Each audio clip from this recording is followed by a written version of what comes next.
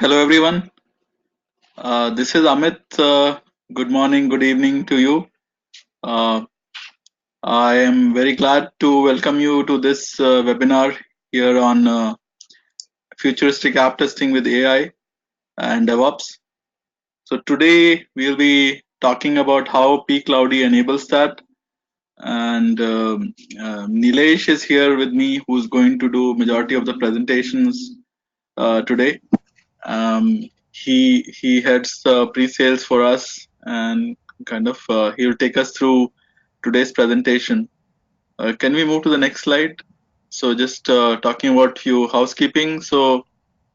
Uh, so yeah, all the attendees will be on mute to avoid any background noise. And but at the same time, you can feel free to send in your questions as the discussion is going on, and the appropriate time towards the end after Nilesh has finished his main presentation and demo. We will be kind of asking this question, so I'll be asking those questions on your behalf to Nilesh, and so feel free to send these questions during the presentation. So with that, I hand it over to Nilesh to give the introduction on the agenda and take it from here. Over to you, Nilesh. Thanks, Amit. I would like to welcome all the audience one more time. All right, so let me just quickly give you the agenda, what we are going to talk today about this particular webinar. The first thing which we are going to see here is all about digital transformation and the world of mobile apps, which we have in today's scenario. We will be talking about the quality at speed and what can do it beyond what you would already have seen so far. And lastly, we are going to see how pCloudy helped you take it beyond. Right? That's what we are going to see when we say what's the surprise there. So, in my opinion, today, I mean, at least I believe that we are living in an amazing time. If you see from the technology wise, the world around us is becoming all digital with limitless possibilities. Today, as a consumer, you are pre-ordering your coffee, interacting with the augmented reality, and skipping the lines of stores with alternative payment methods. To cut this story short, as a consumer, we have access to unlimited goods and services, connected devices and digital experiences to unlimited goods and services, connected devices and digital experience at any point of time. And mobile is at the center of all these stages, if you really look at it. Right? It's a tool that is bridging the gap between the digital and the physical. Right? So if you really look at it, mobile is playing the most important role in this transformation of the physical being to the digital.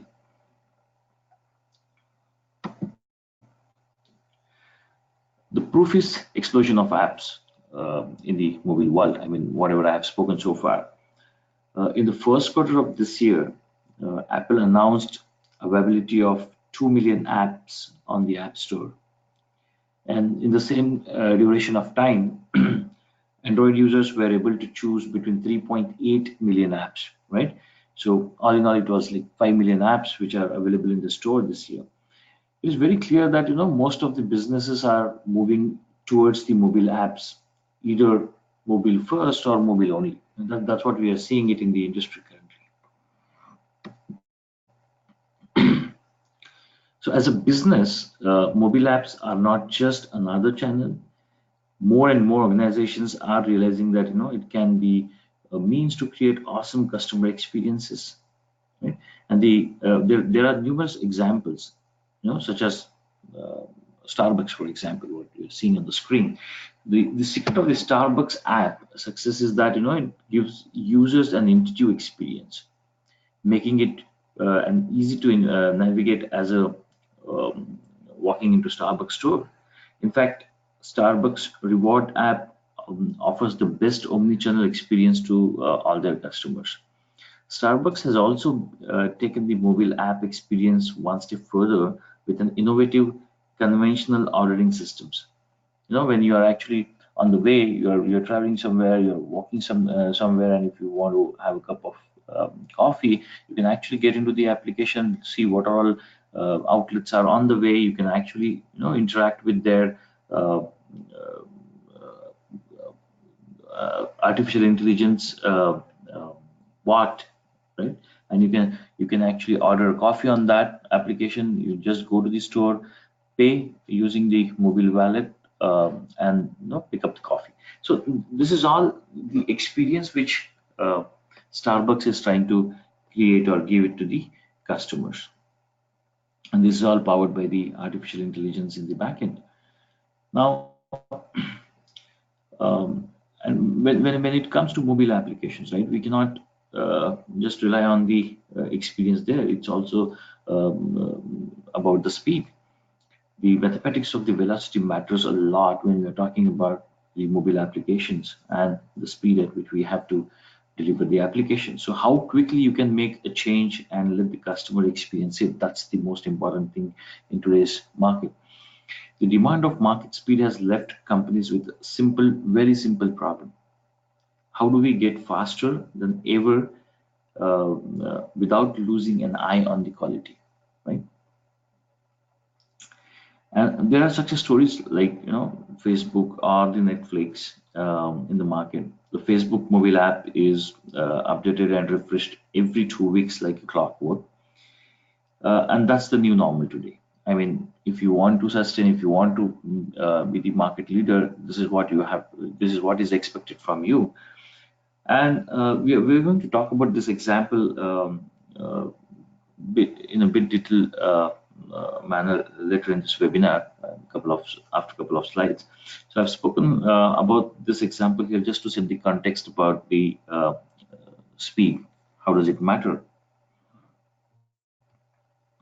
So I call this intersection of experience and the speed as quality at speed. So we have seen that we are certainly in need of quality, and with today's era, we also need the speed, right? So quality at speed is very, very, very important. And this particular intersection, when we have to talk about the quality at speed, it's absolutely no-brainer to say that quality at speed can be achieved with two basic fundamental principles, right? Agile and DevOps. So when we talk about Agile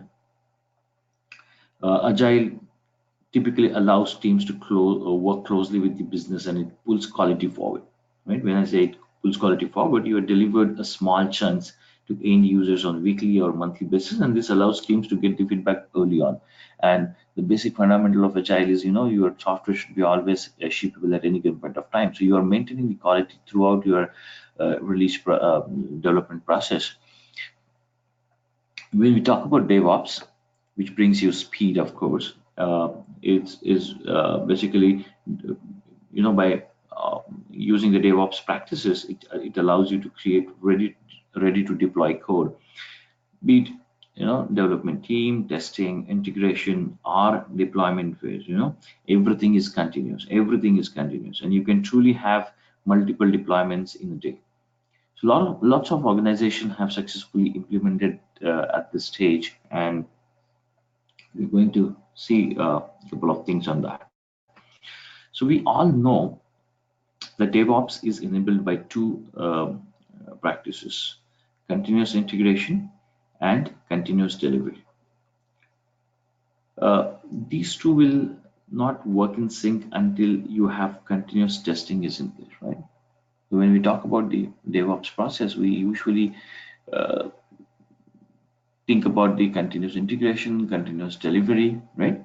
But one of the key ingredient in the DevOps is also continuous testing. So if you see the diagram here, we try to depict the DevOps uh, cycle kind of thing in our own way. So there are three gears which talks about continuous integration, continuous delivery, continuous testing. So if any of the phase is not working, if any of the gear is not working, and if it fails, the entire DevOps fails, right? The entire your cycle to release the application fails. So continuous testing is an integral part, is the most important part in the DevOps today. And when we are talking about the testing, or when we are seeing from the testing aspect, continuous testing is the most important thing. Since we have the testing teams join this webinar, I think it makes more perfect sense, and we're going to talk about the continuous testing uh, uh, in the following slides. So let's validate, let's validate our thoughts with some independent data and studies which are available in the market. Okay, these are some of the DevOps practices in use today across the industry. So here we have to look at the data extracted from the World Quality Report in 2017-18, which showcased the popular and the best practices followed in DevOps today. Yeah. So there are two data points. If you really look at it, there are multiple data points here with some graphs and numbers which we have presented here from the so this source World Quality Report. But there are two things which we have highlighted, and we are going to talk about that a little bit here. The first one is about we use more cloud-based test environments. So if you see this, the more cloud-based test environments, there are almost 87% of the users, or the from this data.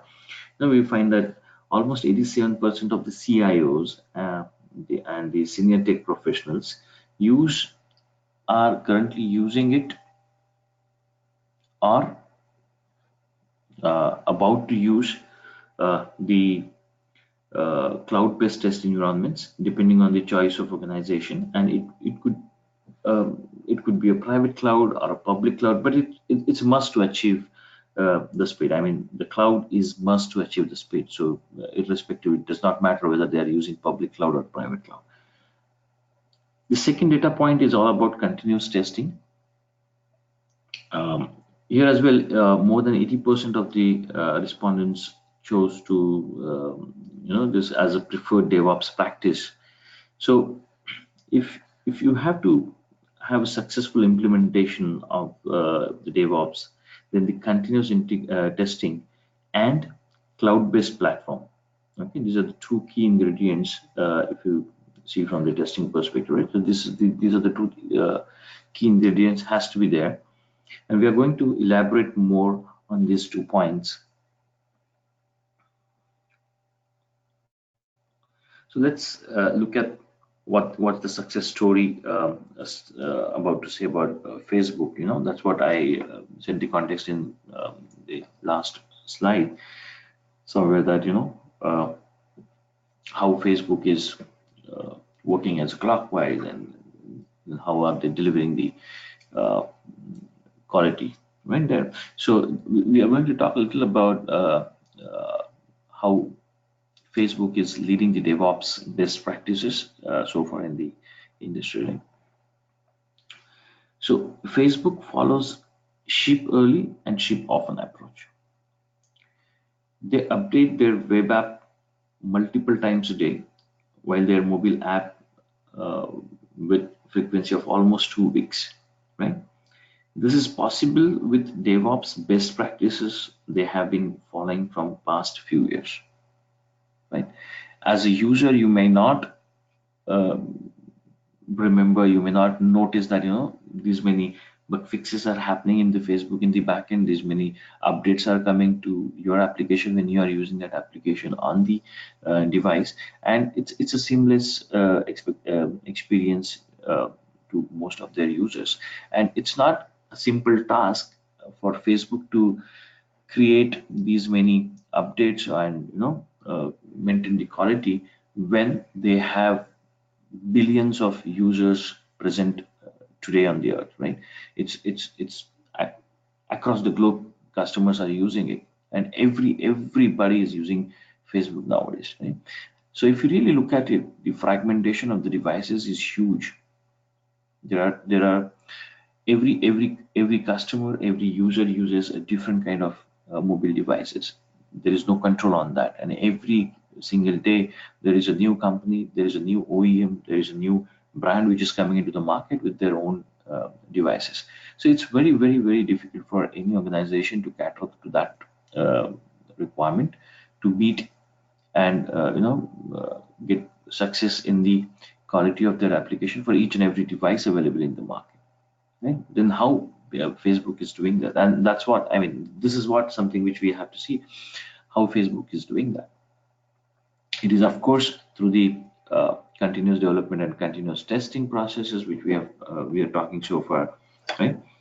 So that's the reason we are talking about the success story or the best practices by uh, Facebook. Now let's talk about some key takeaways from the Facebook story, whatever we have just discussed now, right? So if you analyze their DevOps story, very short, we find that one of the biggest takeaway for mobile teams is their massive investment in the device infrastructure. If you could really see the images here, right? These are the racks in which they have kept the devices, and there are multiple such racks, multiple such racks. Every time they make a change to the app, it gets tested on 2000 plus real devices. Imagine 2000 real devices, and they are bypassed, the usage of simulators or emulators. I'm here talking only about the real physical devices, right? It's practically impossible for all the organizations. I will not say each and every organization, but most of the organizations, it's not practically possible to invest in 2000 plus devices or even 500 plus devices to test their application on physical devices every time when they release the application in the market, or they have some updates or bug fixes. It is simply because the landscape is changing day by day. There are so many new devices are getting launched every day. So practically it is not possible for any organization to keep buying those devices, keep maintaining those devices, and then doing the testing in this particular fashion, right? And uh, from the example of Facebook itself, we could realize that even Facebook is not doing the testing on the emulators and simulators, right? See, at the end of the day, the customers are using your applications which you are developing on their real physical devices. They are not going to use your application on the emulators or simulators. So it makes perfect sense to test your application on the emulator, on the physical devices. Emulators or simulators can be used only in the early stages, maybe by the developers, just to see whether his code is working there when he is just starting the you know initial development or certain things, because the uh, physical conditions, you know the live conditions which the users are using, maybe the memory is not enough, maybe the network network parameters are different. All these things cannot be simulated on the simulators or emulators. That can happen only on the physical real devices. So that's the reason it has to be tested on the physical real devices. Now, getting those within your organization and maintaining those, that itself is a big challenge. And that's when some guys like Facebook, they are maintaining their own big such lab, but other players, they they would go ahead with any other cloud providers, maybe with pCloudy or some other in the same space. So this is what is the key takeaway from the Facebook story, which I was going to say here. All right, so what are the uh, unique challenges in the mobile DevOps, right? So, well, so far we're all quite sure about the importance and the role of the DevOps to bring the speed in delivery, right? So, I often hear a question from the mobility teams with whom we are interacting. Is the mobile DevOps different than the practices? I mean, the practices followed in the mobile DevOps is different in the practices followed by the other software developments, like web servers and the web applications, or the traditional softwares which we release in the market. So the answer is fundamentally no. There is no difference as such with the mobile application development and the rest of the other softwares we are having in the market. But the mobile DevOps certainly faces some unique challenges, and we're going to talk about a couple of challenges here. I've just listed some of the key challenges, and we're going to talk about some of the challenges from this slide here, right? The first one is about multi-platform support. This is what I was trying to portray in a couple of previous slides when we were talking about Facebook, that the fragmentation is very, very huge in the market. The landscape, if you really look at it, the device landscape is huge. When we say either, I mean, if you see from the Android perspective, it's a huge one, right? Every now and then there are new devices coming in the market. They are having different OS versions, different screen sizes, different resolutions, different hardware specifications, and so on. So it's pretty difficult, when you are releasing an application in the market, where when it is working on a specific device, it doesn't mean that it will work on the other devices with the similar specifications, right? Because maybe the software version is different, maybe the APIs are deprecated, we don't know. So we have to test on multiple platforms, and it's not only restricted to Android anymore, right? We do have the iOS in the market. Earlier iOS was very simple because they had only a couple of devices with a couple of OS versions, but now we have even a huge variety of devices available in the iOS side, as well as the software versions which are coming into the market so often. So fragmented devices is the biggest challenge which we are seeing in the mobile DevOps part, and the devices needs are ever changing, so it's very difficult. I mean, today if we even go and get some devices, we are not very sure that we will be able to cater to the requirement from the market, because very next day there will be few more devices available in the market with different specifications. The second unique challenge we're talking here about the mobile apps as an enterprise front end, right? So the enterprises apps needs to be developed and delivered in conjunction with the backend systems. It's not having a proper, I mean, they are not more, what do you call it, concentrating more on the front end, the UIs and the other stuff, but they are more of a, having the backend system in place, and then they'll have to work in conjunction with that. So the challenge in the DevOps is to think holistically of all the apps in enterprises, right? So it's really difficult to manage that within a given constraint environment with most of the organizations there. The third one is about App Store. Now, when we talk about the App Store, the challenge or this challenge is because of the way the apps are distributed. If there is a update or there are bug fixes which needs to be given to the users, the developers cannot give it straight away to their users. It has to go through the App Store, right? Now, an App Store is basically adds an additional asynchronous step to the development process, because when you are done with your updates to be given to the users, you cannot straight away give it to them. It has to go through the App Store, and when it goes to the App Store, then it comes with its own review process. It comes with its own approval process through the App Store, right? So developers are unable to deploy apps on demand because of the issues which we have spoken just now. So basically, this hampers the continuous delivery from the user's perspective. I mean, when you have already created the updates, you're not able to give it to them as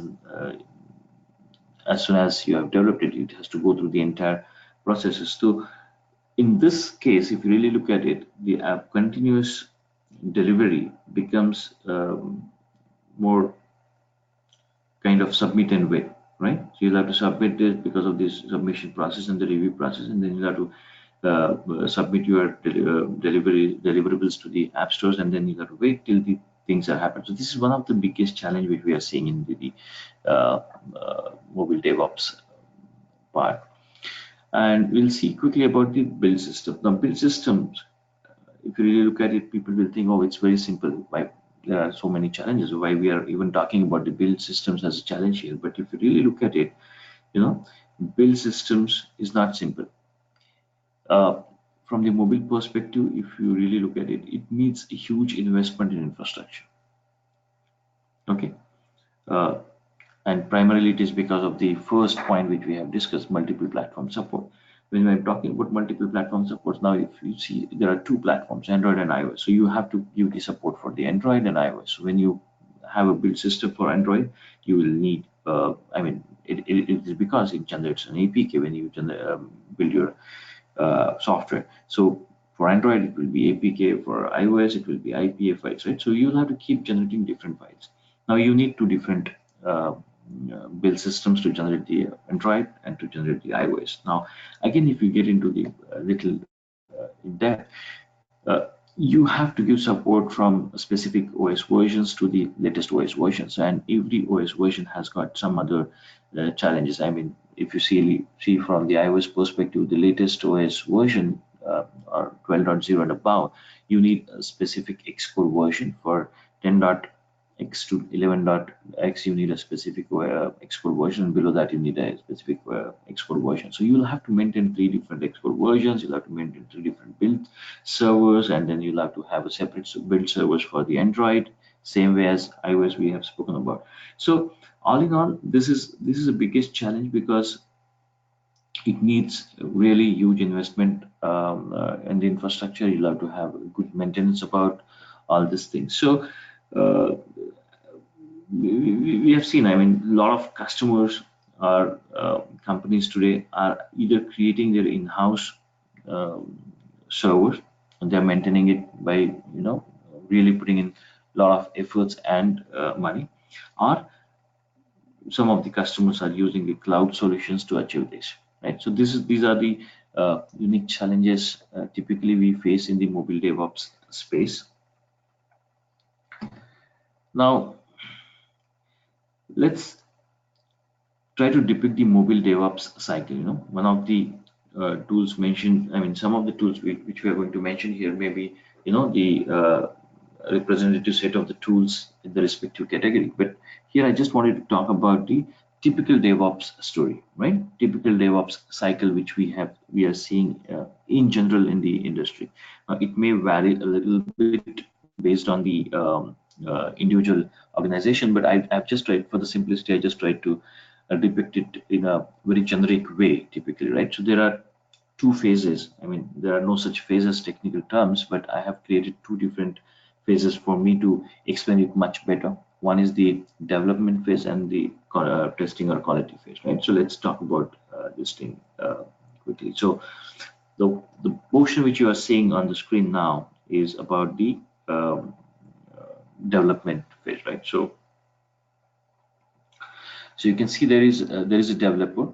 Okay, the developer is developing the code. He's committing it to the GitHub, and he's putting it through Jenkins. It is going to the build server. If there is a failure, I mean, of course, once the build is created, then it goes to the unit testing. It does the testing, and you get the feedback back. The developer gets the feedback back. If there is a failure, of course, developer has to work on that. He has to probably debug the applications and then fix the code, put it back into the GitHub, their central repository, and then again the entire process is followed. So this is what typically we are seeing from the development's perspective, or the category which we have, logical part which I have created here as a developer. The second part here is about quality or the testing, right? Now here, once the the build is passed, it goes to the unit testing on this side. The other side, it comes to the quality or the testing team, where the testing team does further testing, so there could be an automated regression testing, which typically happens for the regression suite and the functional test part. And there are certain tests which is done manually as well, which is typically for the whatever new features they are generating, or automation cannot be done 100%, so rest of the test cases can be done with the manual testing. There are some non-functional part, there are a lot of functional part, and the feedback again goes back to the developer whether it is pass or fail. And if everything passes, then of course it goes to the production or the staging stage, right? So this is how in general the mobile DevOps looks like in the industry. uh, if you see the yellow circles, whatever we have mentioned it here, they're talking about the device cloud, right? So uh, this is a place where you need real device infrastructure. When the developers are developed their application, they want to test their application, rather debug their application, they need a physical device, right? When the unit tests are run, it has to be done on the physical device. When the automation regression testing is happening, it has to be done on the physical devices. And of course, when the manual test engineer does the manual testing on the applications, it has to be done on the real physical devices. So this is a place where real devices are physically needed as a part of your infrastructure. Let's move on to the next slide and let's see. Now, we have by now witnessed quite a journey to reach continuous testing. I mean, if you really look at it, this particular diagram, over the period of time, we have actually moved from the classical testing to agile testing, and from there we have moved on to the DevOps. Now, if you really look at it, the whole journey here, the whole idea about this transition is all about the quality and of course the speed. We were able to achieve the quality when we were doing a classical testing, which used to take years and months to do the testing. It doesn't mean that we were not getting the quality. We were getting the quality even when we were using the classical testing approach. But what was motivating us to move from classical testing to agile testing was the time duration. If you really look at it, when I'm sure everybody is using the agile testing now, and we are into the agile world, so I'm hoping that everybody is using the agile testing here. But when we move from the classical testing to agile testing, you would have noticed that we have reduced the timing from years to months to week. So this was the factor which was forcing us to keep on evolving on the processes and the methodologies to move from one to the next, to reduce the time, at the same time maintain the quality. And this journey has taken us to the DevOps, and that's what most of the organizations are following it today. And when we talk about the DevOps, we were actually talking about the continuous testing, because that's the most integral part here, right? So to bring the speed back to the quality, we started moving on to the DevOps, and DevOps has really reduced the months and weeks of time to weeks and days. And this is what some of the organizations are still struggling. Most of the organizations have already achieved this, and this is the journey going further. Everybody is moving to the DevOps and getting benefited out of that. But what we are talking here is even more beyond this continuous testing, right? Which is typically from weeks to days to minutes, right? And if you really see this next part, which I'm talking about, the digital testing, we are naming this as a digital testing. It is because it's not only about the continuous testing. I'm sure that everybody is so far agreed that continuous testing brings in the speed there.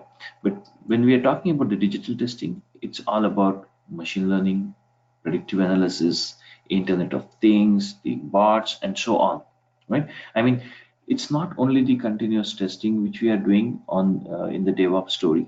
We also need to get some help from the machine learning, the artificial intelligence, the software parts. It may be primarily because of the kind of applications we are dealing with today. the market is so volatile and market is so changing so far that we have to bring in a lot of new applications, bring in a lot of complexities which involves interacting with the external devices, maybe like wearables, mobile applications in itself uh, has AI components, in today's era, like chatbots or something like that. So this has machine learning capability. I mean, if you are when you are talking about the chatbots and all that, this also has machine learning capabilities. So the applications itself is bringing in all these things. So when we have to get the quality out of it with the speed, we cannot just rely on the continuous testing. In our opinion, I believe, or we believe, the AI can play a big role in the next stage of journey in terms of improving the speed of delivery. And this is what we are referring to the going beyond with the continuous testing. So if you are using the continuous testing, if you are already using the DevOps, you can probably think about involving the AI, maybe Internet of Things, maybe bots, maybe predictive analysis, whatever is available in the market, right? So that will definitely going to help uh, achieve the digital testing and reduce the uh, speed, I mean, reduce the time further to increase the speed, right? And of course, when here we are talking about pCloudy, so pCloudy do have certain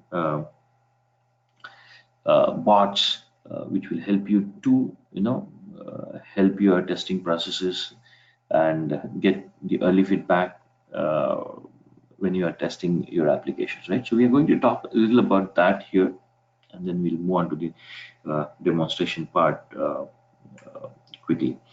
All right, so as I said, like we have the software bots.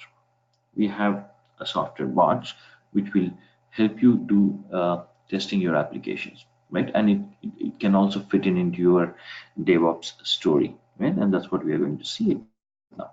So at pCloudy, as I mentioned, we provide a personal uh, assistant to every test engineer who are using pCloudy. When I say personal test assistant, basically it's a software bot which we call certifier.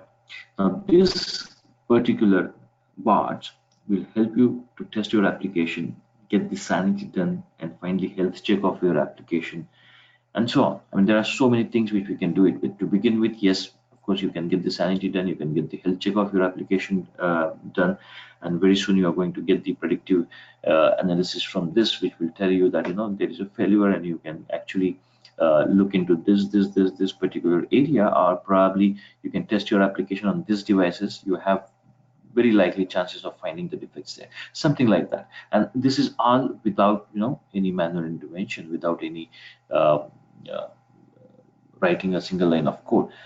If this is what we are looking for, if this is what is available in the market, if this is what we can integrate in your existing DevOps stories, isn't it? We are talking about the digital testing, isn't we are going towards the digital testing journey, and this is what we have thought of sharing with you here in this webinar. So we are going to see a quick demonstration, of course, about how we can use the certifier, what kind of things you are going to get it from certifier when we talk about the AI. Now, before we move on to the demonstration quickly, I'll just walk you through one of the slide, which will again talk about the same thing what we have seen. I mean, this is what we have seen some time back, the mobile DevOps depiction, typically used in the industry. But here I just wanted to bring in a couple of more things just to tell you where exactly the pCloudy fits in this particular whole DevOps story. So when you see about the debugging, yes, pCloudy fits in here. pCloudy provides the remote access to the developers to the physical devices, and they can actually do the debugging on the real physical devices remotely. So you don't have to maintain the devices with them, right?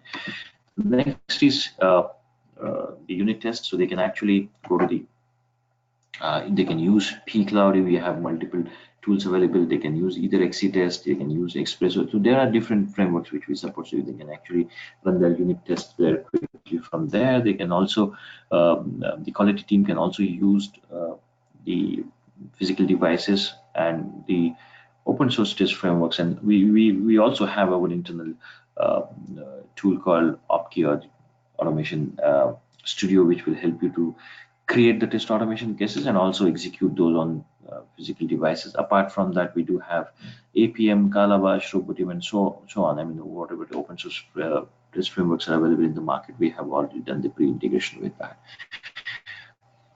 And lastly, yes, of course, the manual test engineers can also access the devices remotely and do their testing on these devices quickly, and then probably they can push it to the market. So this is what we have seen so far. So I'll quickly jump on to the product demonstration just to show you quickly. I mean, I'm not going to take much more time here. We don't even have that much time. So I'm just going to showcase you for the benefit of, or I mean, I'm pretty sure there are so many new participants who are seeing it first time. There are few participants who are already using pCloudy from long. So in the interest of all, what I'll do is I'll quickly move on to the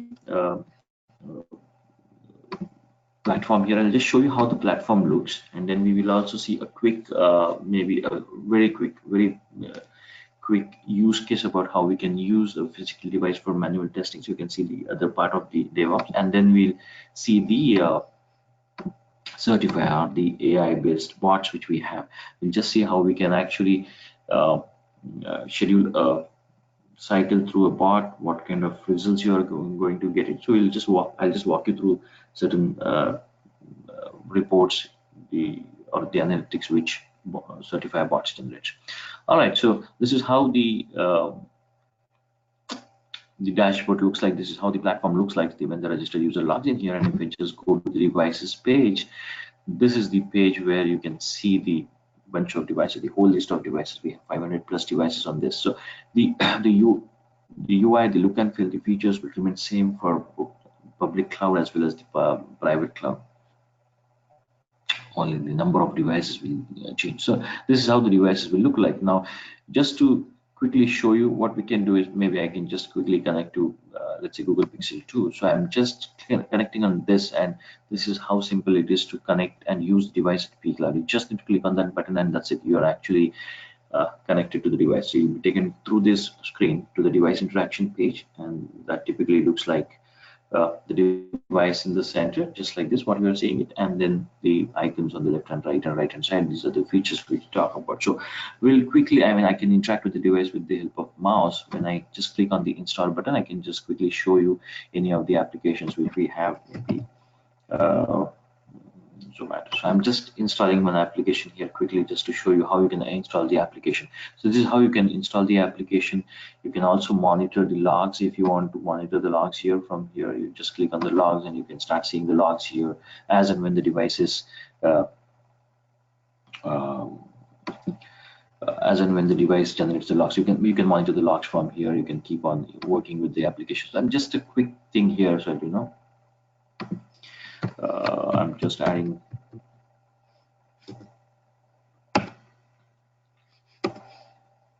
Bangalore here.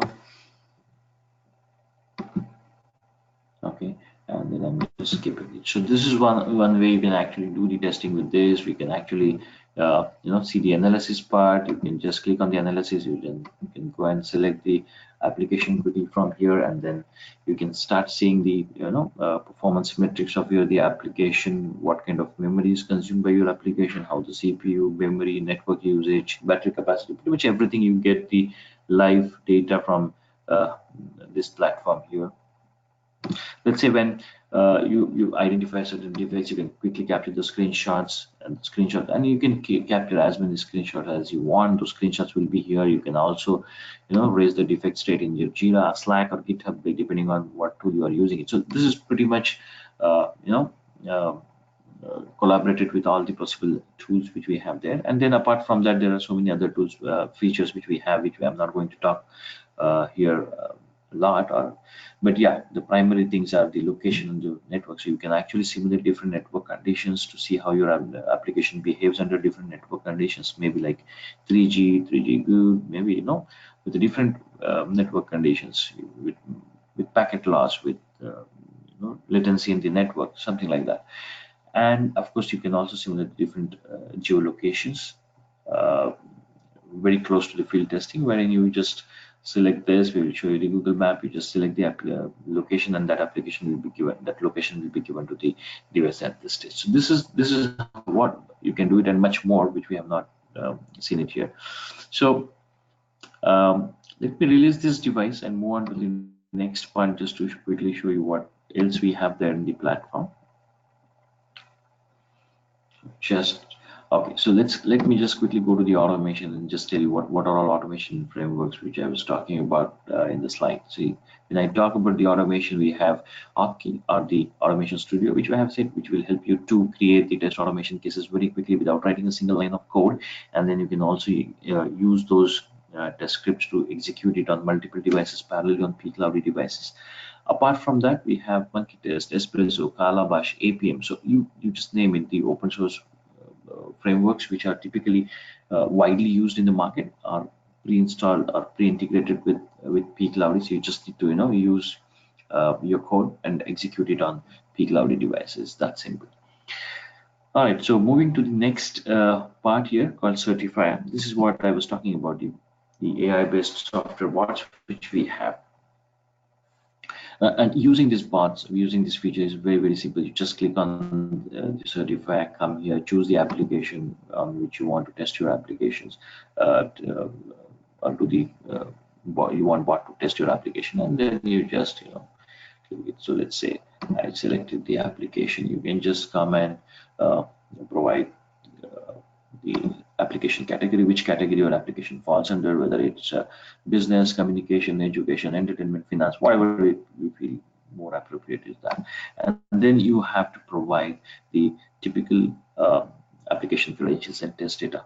When you are doing your application testing manually, you are using certain test data to be given to the application, right? Or when you are even doing the automation, you'll have to provide certain test data. So you can actually provide that test data here, and then you just say run, right? Whatever the username, I mean, whatever labels your application is using, you can just put that label here and put the data here, and then just say run and sit relax. Or you can use this time to do the ad hoc testing or some more meaningful tasks in your daytime. Yeah, so once the execution is done, you can monitor the progress from here. But once your test execution is completely done, you will be notified here with saying 100% done, and then you can actually monitor the reports, or you can verify the reports. And this is how the report will look like. Now if you see this is the summary, the entire summary for the certifier. You get to see the whole health check of your application. You can quickly see how's your application is behaving in terms of consumption of CPU, memory, battery, and the network data. We also provide you certain ratings on a scale of 1 to 10, which will tell you where exactly you are in the market as well compared to your competitors in the market. So there is no market standard available in the market today which says your application should consume X amount of CPU, memory, or battery, or any parameters as such, right? So we are coming up with our own industry standard in that way. So these are some baby steps towards that, to create the industry standard, and we have tested so many applications available in the market to create the benchmarks. And all this data, whatever we have collected, is given to our AI engine, which is doing a whole lot of using the whole lot of complex algorithms to create and compare your test applications data, and provide you such a beautiful output. Now you can see there are multiple devices on which we actually do the testing, typically the 10 different devices, and we provide you a whole lot of insights about your application, including the application information, what is the compatibility, how many packages, what permissions you are using it, and so on, and also some key insights about the application, if there are any failure warnings and general messages, right? So we provide all this information here. Now when we talk about the software bots, the AI bots from pCloudy, there are two bots which we have, the crash bot and the exploratory bot. So let me just quickly tell about what crash bot means here. So basically we use the smart monkey, basically the same dumb monkey which is available in the market. We have brought in certain intelligence to that and made it little smart. So this bot will actually you can actually go and see how many how many devices we have done that, and then you can also come and see the results here in a quick where you can see whether you are able to install the application, if there are any obvious crashes, there are any uninstallation crashes or something like that, whether it is failed. So all this information you get it pretty handy here. We also provide you the each device level parameters for the battery, net memory, and CPU, frame rendering time, network chart, pretty much in detail, as you know that we have this capability to showcase. And then we will be also having capturing certain snapshots after certain interval, which will be available here, which we will not see because there are so many snapshots right now I have. But in the logs, you will also see the logs for the installation, for the exceptions, and the crash. So in case there is a crash, then you are also going to get the crash logs here, which will help your developers to localize the defect. So this is what the biggest advantage you are going to get it without you doing anything. If there are any crashes, you get notified from here, and then you also get the logs which can be used by your development teams. And then coming to the exploratory bot testing, now this is very important bot which we have from the AI perspective for pCloudy. Now this bot has an intelligence to understand what kind of application you have, how many application screens your application has, how many logical workflows your application has, and it will actually go through the entire application. It will identify all the workflows, and it will try to follow each and every workflow and try to see that it touches each and every screen of your application, and also do the functional testing on that, right? So while doing this, it will again obviously, since we have this capability, it will capture the battery capacity, memory, CPU, frame rendering time, network, and all that things will be available here. And we'll also provide these snapshots here where you can see for each step what exactly the bot has done. And if there are any obvious errors from the snapshots, you can make out what errors the bot has found there. And then of course you are also going to get the entire logs, and if there is a crash while doing this testing as well, we will provide you the crash logs here. So this is what we are going to get it from the exploratory bot side here. Now, since we have spoken more about the DevOps story here, and I've shown you this, now we do have the plugin available for Jenkins, with which you can trigger the certify sessions through your Jenkins. So if when we are talking about the DevOps completely, you can actually use the DevOps the way we have seen in the last slide before we jump onto the demonstration on different phases. In the same phase for the quality, you can also create a Jenkins job to create or run the certifications on pCloudy devices as and when your application is developed. So AI, the certifier, the AI bots fits in your DevOps story as out of the box configuration from Jenkins with pCloudy. All right, so this is what I wanted to showcase you here from the demonstration perspective here. Now, before we conclude, before I hand it over session back to Amit, I just wanted to quickly summarize the things or talk about the path ahead. The digital age forces us to test the smarter continuous testing, right? And continuous testing is the first steps towards that. This is what we have seen there, and we have to maybe follow that. The effective use of AI can take the continuous testing to the next level. We have seen that, right? So this is what something even we are working on that. I'm pretty sure there are a lot of players in the market who are working on this, but we have already taken certain steps towards that. We already have the AI based bots available in the market, and we are bringing a whole lot of different things to it to make it more useful. And pCloudy is at the forefront of the innovation to keep you ahead. As we have seen that we already have the AI part there, we are bringing in the predictive analysis there. We are also bringing in the predictive analysis in terms of which applications should be tested on which devices, and where should be the typical issues lies when you certainly find certain issues on the device. So these are the some of the innovations which we are looking into at pCloudy. So with this, I would like to thank you all, and we will move on to the Q&A session. If you have any questions, I'll certainly be happy to answer those questions. Hi Nilesh, this is Amit here. Yeah. So I have one question on Certifier. The question is Certifier available both on Android and iOS? Okay, so Certifier is available only for the Android as of now. We are working on the iOS part as well. As everybody knows, iOS is very complex and closed operating system. So it may take a little while, but yes, we are working on the iOS part. But currently, we do have support only for the Android. Okay, another question on the CI/CD. So can Bamboo be used instead of Jenkins with pCloudy?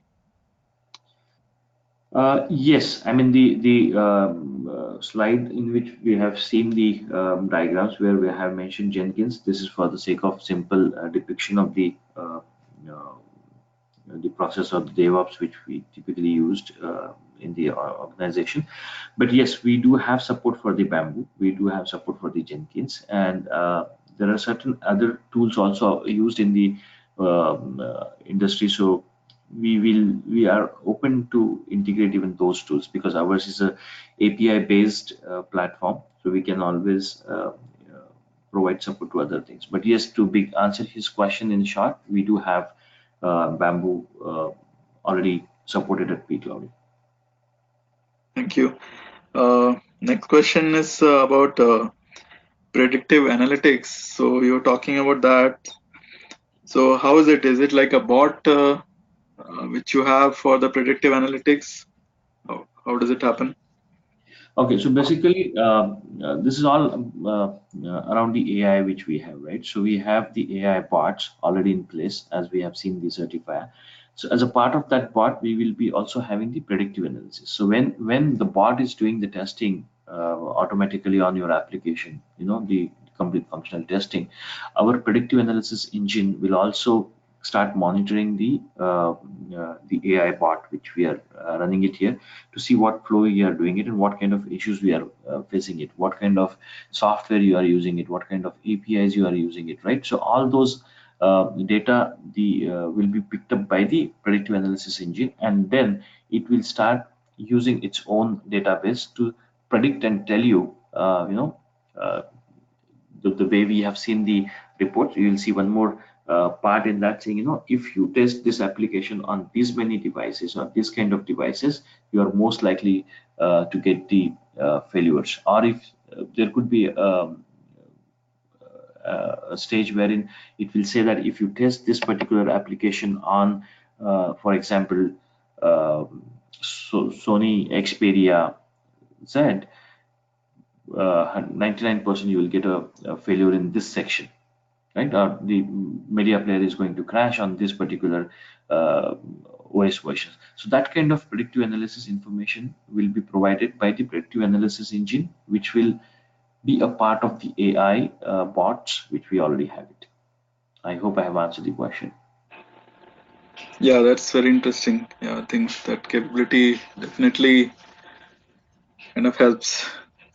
I think we probably have a question for one last question. So the question is, can the application on pCloudy devices be debugged in real time? Okay. See, there will be always a small trade-off when you are using any cloud solution for that matter, right? As compared to the physical device connected to your local machine.